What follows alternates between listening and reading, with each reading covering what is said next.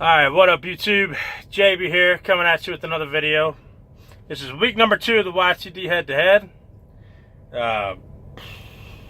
So let's just get right into it. I don't have any extra video or footage or anything like that of the loads. I've been on vacation, sort of, just some time off. So we'll talk about that, and let's get into it, shall we? Alright, so let's jump into it. We had 2 loads for this week 2 of YTD. Alright, so we had the Dillon, Montana load to Oakwood, Georgia. Alright, so we'll start with that one. So we had deadhead. So we went from Missoula, Montana, 172 mile deadhead, to Dillon, Montana. Okay, we picked that load up there. The load originally paid $4,000. It wasn't ready on Friday, so I ended up picking it up on Saturday. So I got an additional $250 layover pay. So the load now pays $4,250. Okay, that load needed to go to Oakwood, Georgia. Okay, total miles for that was 2,107. All right, so altogether, $4,250 divided by 2,279 miles comes out to $1.86 a mile. Not a great load, in my opinion. You know, I obviously want over $2 a mile. Sometimes you don't get it, and depending on the area you're in, and you know, I needed to get back in that direction because I had planned time off coming. I took it. All right, and we'll talk about that a little bit more as well. All right, load number 2. I got that Oakwood, Georgia one off. Found another load picking up out of Pendergrass, Georgia. So we had a 16-mile deadhead from Oakwood, Georgia to Pendergrass, Georgia, and then 226 miles to Cassatt, South Carolina. I hope I'm saying that right, to my fellow Carolinians. And that load paid $800. All right, so $800 divided into 242 miles total comes out to $3.30 a mile. All right, that's typically what a short run pays, roughly. Sometimes you get 1 in a day, sometimes maybe you can get 2. It just depends, but you know, short loads typically pay really good. But it's not that many miles, and sometimes you won't get another one in. All right, so total gross for the week on that one was $5,050. All right, so that puts me up to on the YTD challenge at $11,650. All right, which still keeps me ahead of Kevin at this time. I say at this time because me and Kevin both know his side of the business will pick up come summertime, and he may really catch up and blow me out of the water. We'll see though. So let's talk about the expenses for this week. I had a lot. I had more than last week, and I want you to keep in mind. I know Kevin's breaking down like taxes and stuff like that. I will break down more expenses at the end of the month. I will actually show you, you know, my truck payment, my trailer payment, my truck insurance, you know, total fuel for the month. Like, I'm gonna break it down monthly. It just makes it easier for me because I don't do the whole weekly shit. All right, so you will actually see like everything that I pay for at the end of the month. I'll do a monthly recap video showing you everything, and then we'll do taxes out of that and stuff like that. But I will do minor expenses. I want to keep the minor expenses for the week in there. So I have quite a bit. All right, so let's talk about fuel. Total fuel for this week is $1,806.29. All right. My Foley business capital expenses total was $165.48. That's $3.99 ACH fees, which is direct deposit into the business checking account. Both 3% charges were $30 for the $800 load and $127.50 for the $42.50 load. I had a question down in the comments. We was talking like, what's the point of a factoring company? Real quick, factoring company is basically how I get paid. All right. So, you know, just like your employer pays you, a factoring company pays me. So I agree to haul a load. I have the bills. I get them. I turn them into Foley Business Capital, and they pay me now. And then they collect the money later from the customer. Okay? Once you get enough money built up, you don't have to do it that way. Like, I get my money now, but later I can be like, hey, Foley, I want to wait till term. It's only 7 days. Okay? Then Foley will hang on to the bills, and they won't pay me for 7 days, and then I won't get charged a fee. Okay? I won't get charged that percentage because I've waited till the terms, which means Foley got paid by the customer, and then Foley pays me. That percentage you're paying for with the factoring company is to get your money right now. It's my money, and I want it now. That's basically what that fee's for. So if you can get to a point where you can hold off, you can still use the factoring company to funnel all your paperwork to, and then, you know, if you ever need to get it now, you can. If not, you can just sit on it. All right? When you get out here under your own authority, a lot of brokers like TQL and Swift and Knight and, you know, all these different brokers, I just name them because they're easy. They have payment terms. You can set up payment with them. Then you're keeping track of that shit. So, you know, you got to make sure that TQL pays you. You got to make sure Swift pays you. You got to make sure C.H. Robinson pays you on time. And you got to, you know, pay attention to what their terms are. I think it's easier to funnel it all through a factoring company. It's one source for paperwork and your paperwork trail. You know, TQLs don't got this and this thing. You got all these different brokers you're hauling for, and you got to keep track of where everything's at. I got it all kept up in my laptop of what's what. You know, it's organized, but I find it easier to funnel it through one source, and it's all right there. Okay? Because even with the brokers, whoever you broker with, they charge you a fee. It might be 2%. It might be 1.5%. It might be 3%. It might be 5%. Whatever. It may take them 24 hours to get you your money. It may take them 72.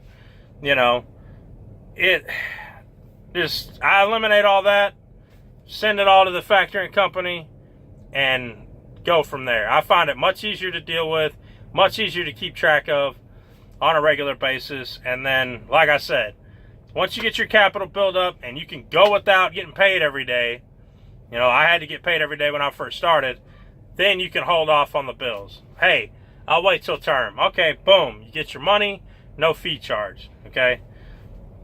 That's kind of how that works. Hopefully that answers that person's questions down in the comment below. All right, so let's talk about my other expenses for the week.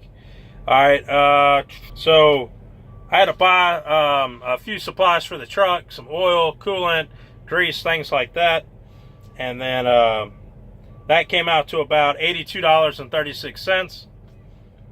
Then I ended up having to buy some sensors for the truck. I got a new IMAP sensor and a pressure sensor. All right, the pressure sensor cost me $153.14, and the IMAP sensor was $61.03. All right, just regular maintenance on the truck. You need to buy these things, keep your truck running in tip-top order. You don't want any hiccups along the way. I got an engine light on. It's my pressure sensor. We're going to get that thing swapped out, and we're going to go ahead and replace the IMAP sensor while I'm thinking about it. All right, they're the original sensors on this motor. It's nice to go ahead and change it out and stay up to date with stuff. Plus, I watch Roz's videos on YouTube. I don't know if you know who he is. He does real great maintenance videos for Cummins. So, yeah, shout out to Kevin for turning me on to that. All right. Also, I had to replace my windshield. I went to Safe Flight Auto Glass, got my windshield replaced. That ran me a pretty penny, $359.26 to get that replaced. Also, if you've been watching my videos, I've been sick.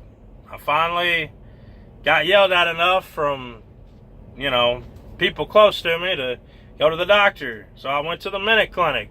It's not much of a doctor, but it's better than nothing, and it's cheap. So I went to the Minute Clinic, and it cost me $129. to get a checkup, to get seen, checked out, and get my medication. Also got a flu shot thrown in there with it too. Let's take a quick, let's take all the expenses here. So, if you take the quick recap, $550 for the week, okay. Then we got fuel coming out of that, $18.06.29. You got Foley coming out of that, $165.48. All right. Then you got, truck supplies and expenses, $655.79. And then we got the medical, $129.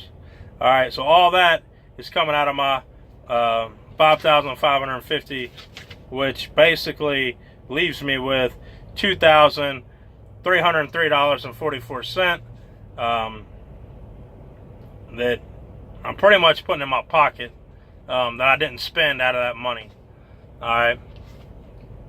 So, once again, year-to-date gross total, $11,650.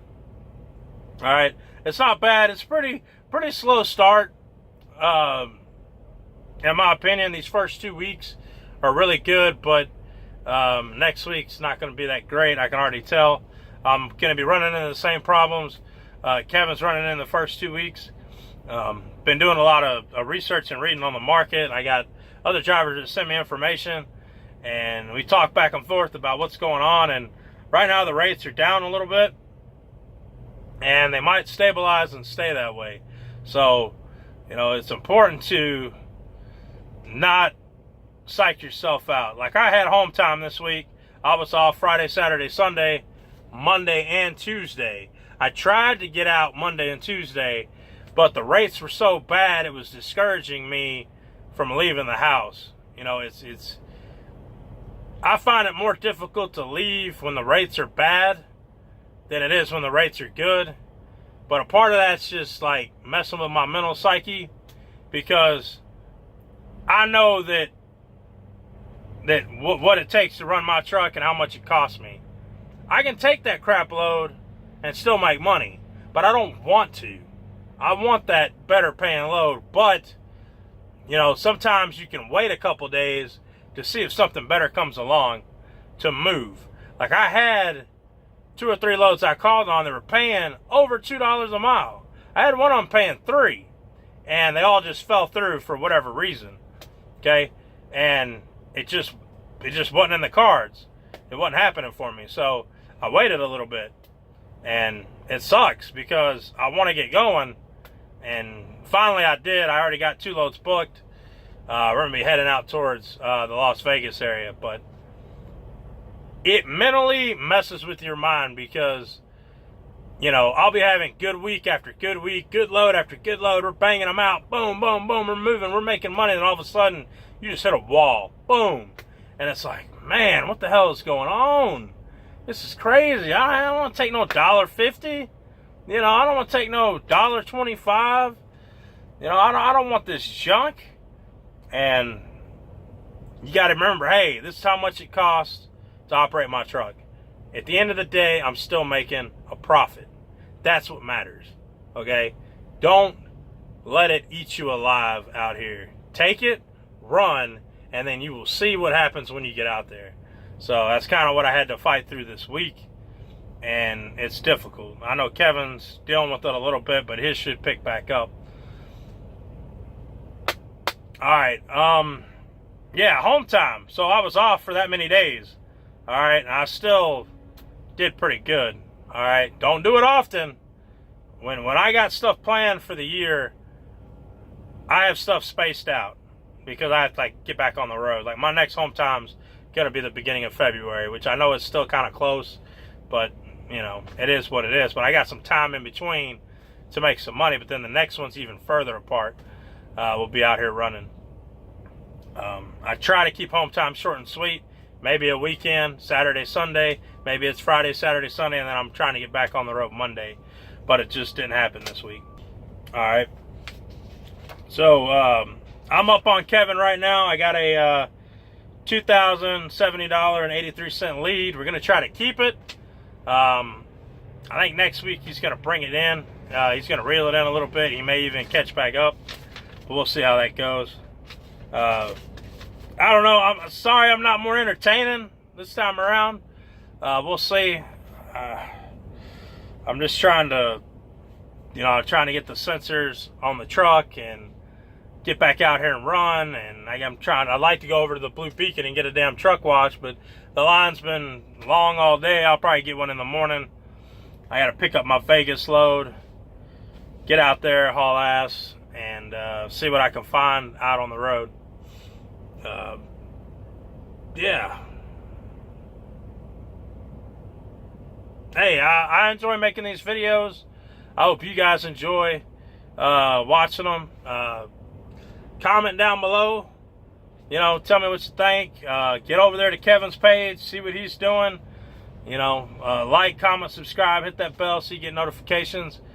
Share the video if you want. I know we posted on RTI, Real Trucking Information. If you guys don't know what that is, it's a Zello app. If you get on the Google Play Store or whatever and look up Zello, and then when you make an account and everything, it's a walkie-talkie app. And we're on there, and RTI, Real Trucking Information. I'm in there, Kevin's in there. You got other truck drivers in there. We talk, swap information. We just basically just bullshit all day. Just keeps us occupied when there's nothing going on. Anyway, let me get out of here. I'm going to do some more work. I got stuff on the laptop I got to do. And I got taxes and stuff like that I got to work on a little bit here and there.